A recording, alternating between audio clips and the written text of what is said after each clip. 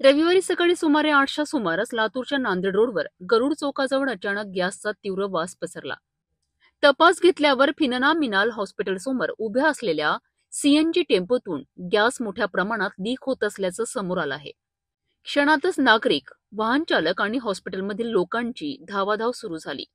भयाचं वातावरण निर्माण झाल्याने पोलिसांनी घटनास्थळी धाव घेत दोन्ही बाजूंची वाहतूक बंद केली आणि परिसर सील केला. महापालिकेच्या अग्निशामक दलाने वेळीत पोहोचत पाण्याचा जबरदस्त मारा करत टेम्पो थंड करण्याचा आटोकाट प्रयत्न केला. सीएनजी गॅसचा लिकेज मोठा असल्याने परिस्थिती गंभीर वाटू लागली होती.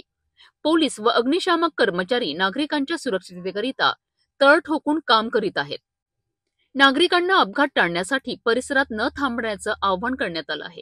सुदैवाने कोणतीही जीवितहानी झालेली नाही. मात्र नांदेड रोडवर काही वेळ वाहतूक ठप्प राहिली आणि नागरिकांमध्ये भीतीचं वातावरण निर्माण झालंय.